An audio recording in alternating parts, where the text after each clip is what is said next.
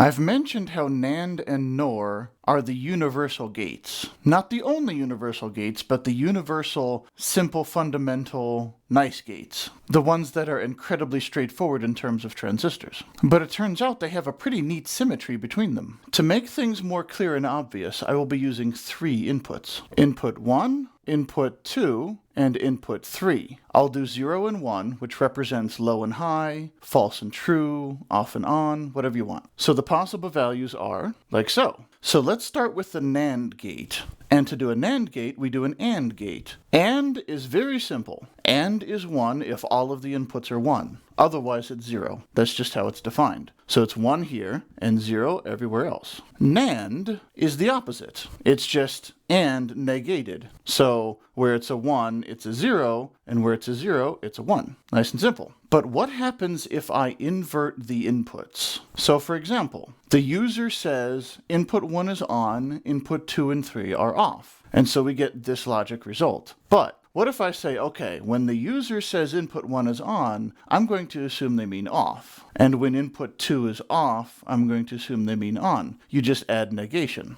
The user's input is not changing. I'm inserting inverters to negate the values before it gets to the NAND gate. It's still a NAND gate. It's still a NAND gate. The inputs are inverted between the user and the gate. So the NAND gate is 0 when all the inputs are 1, but the inputs are inverted. So if the user inputs a 1, 1, 1, this gate is seeing a 0, 0, 0, which is 1, not 0. So if I go over here and I write the negated values, the ones on the left, the red ones, if you can see that, are the user input values. These are the values the user inputs. The green ones on the right are the ones that the NAND gate sees. Well, the logic says if all three inputs are 1, the NAND gate is 0. But the values it sees are all 1 there. So the NAND gate is 0 there because it sees all 1s, and all 1s means NAND is 0. And then every other value gives a 1 for NAND,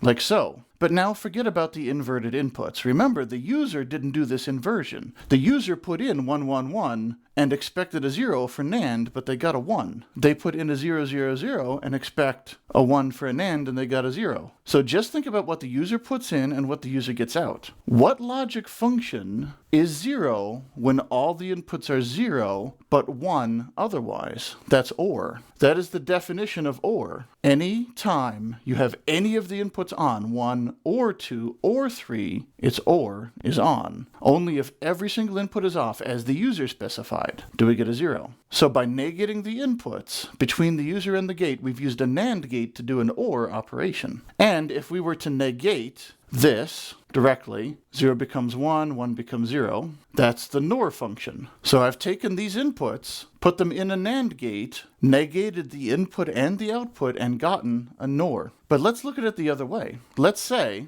we're using a NOR gate in the first place. So we have our inputs as usual. So here's our OR for these inputs, the user ones, the ones on the left, the red ones. That's OR. And then we negate to get NOR. So this is our NOR gate. This is our PNP transistors rather than NPN transistors or whatever. It's our NOR gate instead of NAND gate. So what happens if we look at the NOR function, but with the inverted inputs? Well, NOR is 1 if all of the regular inputs are 0 and 0 otherwise. So where are the inverted inputs all 0? Down here. So NOR is 1 when all of its inputs as it sees it are 0. Well, there's a 1 there, and it's 0 otherwise, isn't it? So if we take our NOR and we invert the inputs, we get AND. And then just negate the output, and it becomes NAND. So if you have NAND, negate the inputs, you get OR. Negate the output, you get NOR. If you take NOR, negate the inputs, you get AND. Negate the output, you get NAND. And they just go in a circle like that over and over and over. And recall how you have NPN and PNP transistors in series and parallel, and one is NAND and one is NOR, and then you do the other one, and one is NOR and one is NAND? It all goes back and forth. This is kind of the pie of logic gates right here. The pie of transistor-based logic gates, the E, the whatever. the square root of -1, the cool little thing that makes everything magical. It's one of those things that's not technically useful on its own, but by having this in your mind, by looking at NAND and NOR as the fundamental building blocks of transistor logic, and seeing this symmetry, you can kind of see all the other stuff about logic kind of spike off of it, with this as a core foundation. So I just wanted to share that with you. It is useful to keep in mind, though,